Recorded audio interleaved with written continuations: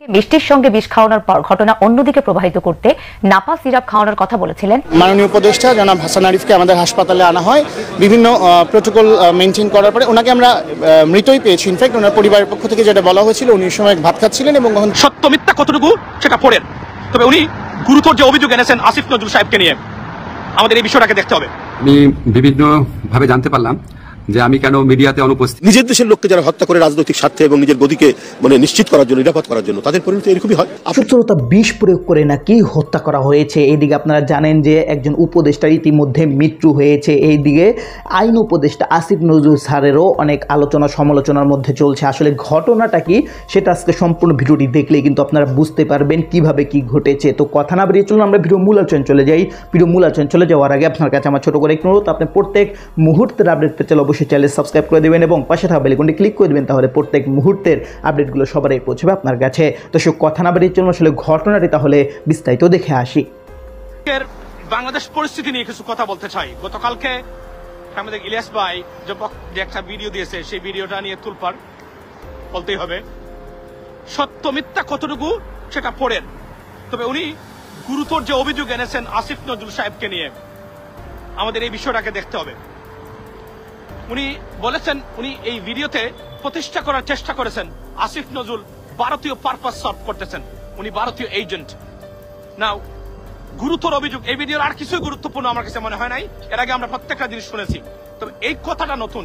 সরাসরি উনি ভারতীয় পন্থী যারা আছেন এবং আওয়ামী লীগ পন্থীদেরকে পুনর্বাসনের দায়িত্ব নিয়েছেন অন্যভাবে গেলে। This is a serious allegation against this government. মনে রাখবেন, এই সরকারের 10th অফ দায়িত্ব নেওয়ার পরের জনপ্রিয়তা আর বর্তমান জনপ্রিয়তা এক পর্যায়ে নয়, অনেকগুলা পরিবর্তন হয়েছে। বিশেষ করে দুজন সর্বশেষ উপদেষ্টা নিয়োগ সরকারের জনপ্রিয়তাকে ধ্বংস করে ফেলছে একদম। এবং 95% মানুষের প্রতিক্রিয়া প্রতিবাদ সত্ত্বেও সেই উপদেষ্টা দুজন এখনো কিসের বদৌলতে কেন বহাল তবিয়তে আছেন জানি না, বা জানতে চাই বাংলাদেশের মানুষ। আন্তর্জাতিক ষড়যন্ত্র একের পর এক আসছে। এই পেজে আমি ঘোষণা দিয়েছিলাম, পোস্ট দিয়েছিলাম, কমনওয়েলথ থেকে বাংলাদেশ বিরোধী রিপোর্ট আসছে। গতকালকে এসেছে, সরকার জানতো না, সরকারকে হুঁশিয়ার করে দিয়েছি, সরকার বদার করে নাই। এখন আসতেছে যুক্তরাষ্ট্র থেকে। It's going to be very, very dangerous and damaging for Bangladesh. It could be a dangerous, game-changing statement from the Congress. If so, this is what they're working on it right now. They're trying their best to take out something out of it. Ladies and gentlemen, we are in trouble as a country right now. Why? Because of the incompetency of the government, because of the lack of toughness and smartness of the government and the advisors of this government. We are in trouble. We should not be there. 99.9% মানুষ যে সরকারকে রক্ত দিয়ে সমর্থন নিয়ে এসেছে এবং সমর্থন দিচ্ছে, সেই সব সরকার সারা পৃথিবী তার বিরুদ্ধে গেলেও কোন ধরনের খারাপ প্রতিক্রিয়া আসার কথা নয়। কিন্তু কম্পিটেন্সির অভাব এবং ল্যাক অফ এক্সপেরিয়েন্সের অভাবের কারণে we are in trouble as a country, ladies and gentleman. এবং গতকালকে ইলিয়াস ভাই যে অভিযোগটা এনেছেন আপনার এই আসিফ নজরুল এবং জেনারেল ওয়াকারের বিরুদ্ধে, আমি আসিফ নজরুল ভাই, you got to come clear, otherwise we are in trouble as a country. এমনিতে আমরা বিপদগ্রস্ত। এর ভিতরে Pinaki and Ilias, can you clear us about নাম? আপনারা শুনেন, আপনারা জানেন যে পিনাকি ভট্টাচার্য এবং ইলিয়াস ভাই এবং কনক ভাই, there is a gang against the government, this government. সুতরাং তারা বিভিন্ন ধরনের বক্তব্য দিচ্ছেন, অনেক সময় অতিরিক্ত এবং লিমিট ক্রস করা বক্তব্য দিচ্ছেন।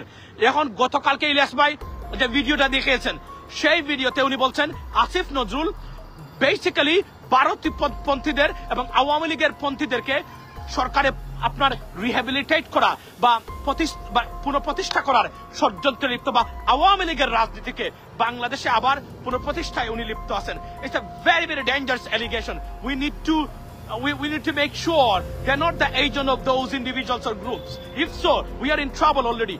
এবারে কি বলছেন, আমার এশিয়া সবচেয়ে ভিডিও। আচ্ছা, আমি এই পয়েন্টে আসছি। সুতরাং আমি আপনাদেরকে বলবো, আমি ইলিয়াস ভাইকে বলছি, সরি, আমি ডক্টর আসিফ নজরুলকে বলছি, আমি ইউটিউবে channel US Bangla is my YouTube channel, go and check. একটু আগে আমি লাইভ করেছি, বিস্তারিত সেখানে আমি বলেছি আমরা চাই মানে ডক্টর আসিফ নজরুল এটাকে আপনি ধরেন, ইলিয়াস ভাই হি ইজ এ জার্নালিস্ট, উনি একটা রিপোর্ট দিয়েছে। নাও ডেমোক্রেসিতে বিশ্বাস করলে, অ্যাকাউন্টেবিলিটি এবং ট্রান্সপারেন্সিতে বিশ্বাস করলে, it is your responsibility to come forward and say Ilias Hossain যা বলেছেন, he is lying, he said some spreading misinformation about me. This is your job right now. Why? To regain confidence in the government, to rebuild the trust in the government, or towards you. So that's why you have to do that. এবং আপনি বলছেন no, Ilias Hossain বলছেন yes. So who to believe right now? We are in a trouble right now, or in a limbo. So what you have to do, উনি যে তথ্য দিয়েছেন, ট্রিপলির professor of the Dhaka university, আপনি বলছেন এই 3 তারিখ আপনি উনার বাসাতে ছিলেন, প্রমাণ করেন উনাকে নিয়ে এসে যে আমি উনার বাসাতে ছিলাম। তখন যে ঘটনাটা ঘটবে, আমরা ইলিয়াস হোসেন ভাইকে আর বিশ্বাস করবো না। আমরা মনে করবো উনি মিথ্যা প্রপাগান্ডা ছড়াচ্ছে, উনি মিথ্যা বলেছেন। It's your responsibility right now. উনি যে তথ্যগুলো দিয়েছে, এবং সেনাবাহিনী প্রধানকে বলবো যদি না করেন, আপনি মনে করেন no, we don't care, no, you have to care. Why? Because যদি কেয়ার না করেন, এটা it's an act of fascist or authoritarian character, right? So আপনাকে বলতে হবে যেহেতু আমরা ফেসিস্ট অথরিটারিয়ান, সেই গভর্নমেন্ট যে আওয়ামী লীগ বলতো উই ডোন্ট কেয়ার, এগুলো মিথ্যা প্রপাগান্ডা, এগুলো বললে হবে না। প্রমাণ দিলে ভবিষ্যতে ইলিয়াস হোসেন, পিনাকি ভট্টাচার্য তারা কোনো ধরনের তথ্য দিলে বা ভিডিও বানালে বাংলাদেশের মানুষ বিশ্বাস করবে না, কারণ এই ভিডিওটা ভয়ঙ্কর একটা অস্বস্তি সৃষ্টি করেছে বাংলাদেশের মানুষের কাছে এবং সারা বাংলাদেশে এবং সোশ্যাল মিডিয়াতে। উনি যদি মিথ্যা দিয়ে থাকেন, আপনি প্রমাণ করুন। You have the resources, you have the individual, you have the connection, যে এগুলো সম্পূর্ণ মিথ্যা। তো দর্শক, আপনার ভিডিওটি দেখলেন, ভিডিও দেখে যদি আপনার কোনো মন্তব্য থাকে তাহলে অবশ্যই কমেন্ট বক্সে কমকে আপনার মূল্যবান মন্তব্য জানিয়ে দেবেন। দর্শক, এখন আমরা পরবর্তী একটি ভিডিও দেখব, যেটাতে আমরা আরও কিছু তথ্য আমরা জানতে পারবো। দর্শক, চলুন আমরা সেই ভিডিওটি বিস্তারিত দেখে আসি। ব্রাহ্মণবাড়িয়ার আশুগঞ্জে 2 ছেলেকে মিষ্টির সঙ্গে বিষ খাওয়ানোর পর ঘটনা অন্যদিকে প্রবাহিত করতে নাপা সিরাপ খাওয়ানোর কথা বলেছিলেন মা। পরকীয়ার জেরে 2 সন্তানকে হত্যা করা হয় বলে জানিয়েছে পুলিশ। হত্যার দায় স্বীকার করে আদালতে জবানবন্দি দিয়েছে মা লিমা আক্তার। পাঠানো হয়েছে কারাগারে। ব্রাহ্মণবাড়িয়ার আশুগঞ্জে সিরাপ খেয়ে 2 শিশুর মৃত্যুর আলোচিত ঘটনায় বুধবার রাতে তাদের দৃষ্টি প্রতিবন্ধী বাবা ইসমাইল হোসেন মামলা করেন। মামলায় শিশুদের মা সহ কয়েকজনকে আসামি করা হয়। গ্রেফতার করা হয় শিশুদের মা লিমা আক্তারকে। নিরপরাধ 2 শিশুকে হত্যার সুষ্ঠু বিচারের দাবি জানিয়েছেন অসহায় বাবা। 5টি মিষ্টি মানে 20 মিশায়া সুবাই সরদার দিছে, ওই বাচ্চার মা বাচ্চাকে খাওয়াইছে। মুশারের সুবাই সরদারের সাথে মহিলার নাকি অবৈধ সম্পর্ক ছিল। আমরা যখন খুশি লাস্ট আমরা পোস্টমর্টম করাবো, তখন সে পোস্টমর্টম করাই এ জায়গাটা তো সন্দেহ বাকি। বৃহস্পতিবার দুপুরে এক প্রেস ব্রিফিংয়ে পুলিশ জানায় 2 শিশুর মা লিমা আক্তার চাতালে কাজ করতেন। সেখানে শফিউল্লাহ নামের শ্রমিকদের সর্দারের সঙ্গে তার প্রেমের সম্পর্ক হয়। তারা বিয়ে করার সিদ্ধান্ত নেন। এক্ষেত্রে বাধা ছিল 2 ছেলে ইয়াসিন খান ও মুরসালিন খান। 10 মার্চ মিষ্টির সঙ্গে বিষ মিশিয়ে 2 শিশুকে খাওয়ান তাদের মা। ঘটনা অন্যদিকে প্রবাহিত করতে এর 1 ঘন্টা পর 2 শিশুকে নাপা সিরাপ খাওয়ানো হয়। মায়ের বক্তব্য দিয়ে জানতে পেরেছি যে পরকীয়ার সম্পর্কের কারণেই মূলত এই হত্যাকাণ্ডটি হয়েছে এবং সে তার সাথে দীর্ঘদিন একটি ইলিসিট রিলেশন ছিল। ওই রিলেশনের ভিত্তিতে ওই অন্য এক ব্যক্তি যার অধীনে সে কাজ করত, সর্দার, এই সর্দারের সাথে স্থায়ী সম্পর্ক গড়ার উদ্দেশ্যেই মূলত এই হত্যাকাণ্ডটি ঘটিয়েছে। আরও যে সকল আসামি রয়েছে তাদেরকে গ্রেপ্তার করে পরবর্তী কার্যক্রম। এই ঘটনায় আদালতে স্বীকারোক্তিমূলক জবানবন্দি দিয়েছে লিমা আক্তার। কারাগারে পাঠানো হয়েছে তাকে। এদিকে প্রেমিক শফিউল্লাহকে গ্রেফতারে বিভিন্ন জায়গায় অভিযান চলছে বলেও জানায় পুলিশ। এর আগে গেল 10 মার্চ সিরাপ খেয়ে শিশুর মৃত্যুর খবরে সারা দেশে তোলপাড় শুরু হয়। পরে আজকে দুপুরবেলা 3টার সময় মাননীয় উপদেষ্টা জনাব হাসান আরিফকে আমাদের হাসপাতালে আনা হয়। বিভিন্ন প্রোটোকল মেনটেন করার পরে ওনাকে আমরা মৃতই পেয়েছি। ইনফ্যাক্ট ওনার পরিবারের পক্ষ থেকে যেটা বলা হয়েছিল, উনি সময় ভাত খাচ্ছিলেন এবং কখন দিয়ে পড়ে যান। তো আমরা ওনার হার্ট অ্যাটাক হয়েছিল, কার্ডিও পালমোনারি ফেইলিয়ার যেটাকে বলে। আমরা বিভিন্ন প্রোটোকল মেনটেন করার পরে চেষ্টা করার পরে ওনাকে 3:35 মিনিটে মৃত ঘোষণা করা হয়। 3:35 মিনিটে ওনাকে মৃত ঘোষণা করা হয়। এখানে 3টার সময় আনা হয়েছিল ওনাকে।